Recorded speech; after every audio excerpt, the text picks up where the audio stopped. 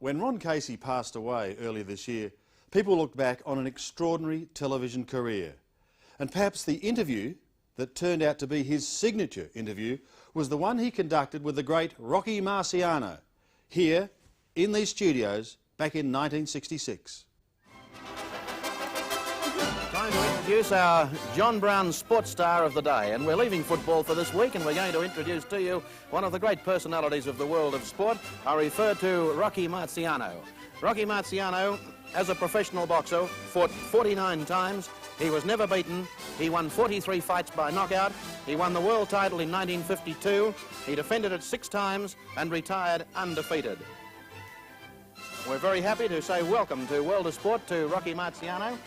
And in just one moment, we'll be speaking with our John Brown sports star, Rocky Marciano. Well, Rocky, it's great to have you here at World of Sport. And as you can see, all the fans here enjoy having a champion with them here in the studio. There's the champions of all sport here in Melbourne, and we're very happy to have another one from America now to say hello to us throughout Victoria. Thank you, Ron. Rocky, how do you feel about the result of the heavyweight title fight this morning? Cassius Clay stopping Brian London in only 3 rounds. Well, it was expected. Really, this was not a fight of importance. I think it's what Cassius Clay himself calls the Bum of the Month Club. He's keeping quite busy, trying to get as many fights as he can before going in the Army, and that I'm sure will happen. And so it was no surprise to me, because back in '59, May of '59, Floyd Patterson, then the heavyweight champion of the world, made easy work of Brian London. And at that time, the American press at least didn't give Brian any kind of credit for anything in boxing. He has not been thought of very much as a heavyweight contender or as a heavyweight fighter. And in my book, the match should have never been made. How do you rate Cassius Clay? At this time, I rate Clay, of course, the best in the country, in the world, as a heavyweight fighter. I don't really know how good he is. He has never been hit on the chin with a good punch. He's been able to get away from punches extremely well. In fact, I believe this is his greatest asset, getting away from punches, as he did in the Cooper fight. Cooper couldn't hardly hit him.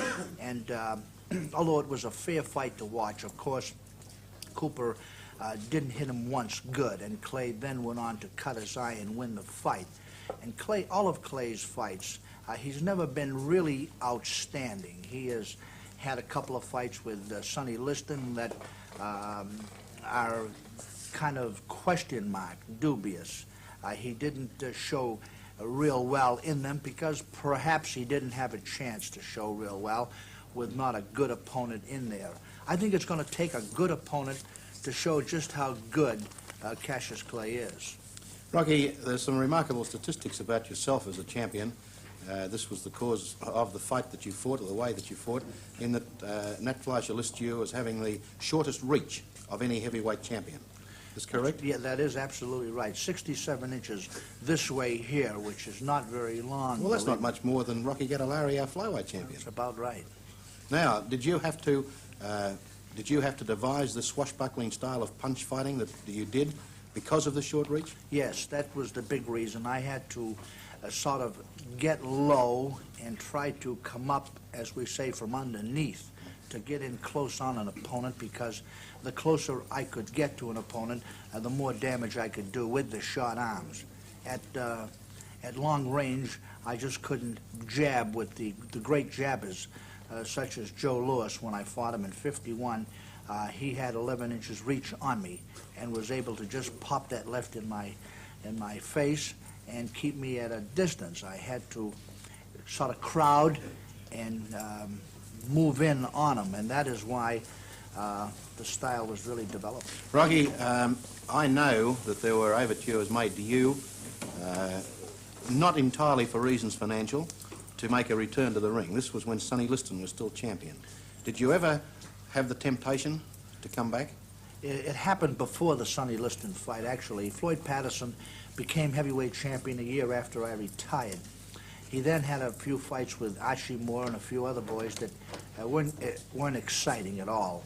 And then along came Ingemar Johansson, the good right-hand punching fighter from Sweden.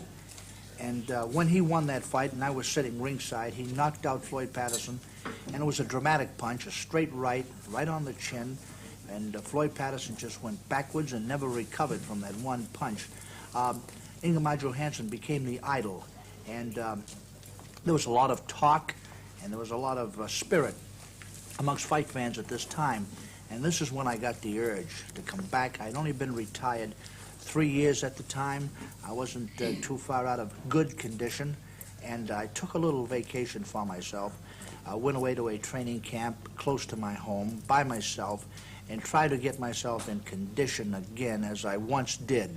But I just couldn't. I didn't have the same feeling. I didn't have the same hunger. And for other reasons, I just couldn't concentrate on boxing as I once did. And so I thought it best not to have any publicity on it, but just to go home and call it another day. If Cassius Clay had been a challenger for your world title, would you have been confident of retaining your title against Cassius Clay? Well, I certainly would have enjoyed a fight with Cassius Clay. He's what we call a perfect opponent. He's tall, he's big, he's rangy. He's on the style of a Joe Louis. I'm talking about physically now. He has the same abilities, perhaps not as great a left jab as Joe Louis, but certainly abilities close to Joe Louis. I can say, again, I don't know how great this man is. He could possibly be a great fighter, and time will tell. Is Cassius Clay good for boxing? Yes and no. In the beginning, yes. When he first came around, he really got the public excited. He was calling the round, knocking out his opponents at the exact round that he said he would. Have you ever done this? No, I never could. It just isn't that way. It isn't that easy. Most of my fights were hard fights and tough fights, and I didn't have the same confidence that Clay has. But in the beginning, Clay was good for the game. I mean, he brought a lot of new life into boxing. I remembered people other than boxing fans were getting interested in this young loudmouth. And then he overdid it. He talked a little bit too much, a little bit too long, and he talked about the wrong things. And when he brought his religion into the picture, it sort of changed the whole entire setup of boxing. And for the last 2 years at least, two years, he's been sort of bad for boxing.